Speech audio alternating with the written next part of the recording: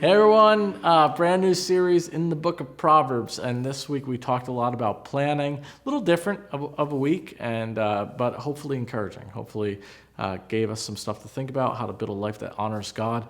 I think one of the big things to remember is many times in our life we feel like we got a captain, we got to steer, we got to direct, but sometimes we got to step back and be the boat builder. We got to say, make sure the plan, the architecting of our life is making sense.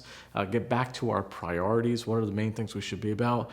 And we talked about the number one priority is relationship with God. Without the fear of the Lord as our foundation, everything's going to be a mess. Without living for God's glory, everything's going to be a mess. And we talked about how anything in your life that is a total mess, usually the issue is going back and asking, what does it mean to fear the Lord? I heard a great quote once that said, excellence is about the elimination of all that's unnecessary.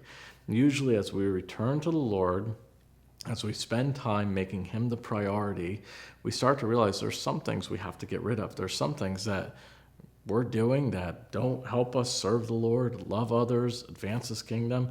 And truthfully, it's just a big waste of time, energy, and effort. Or it's just not the season for that anymore. Maybe it used to be. Or maybe some things have just scaled. A lot of times this is what happens with things like youth sports. They just tend to scale.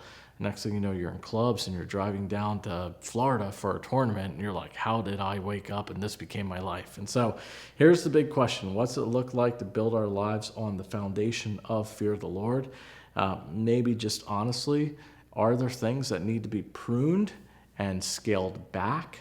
What are the things that you see in one another that are unique gifts in other people in this group that should be cultivated?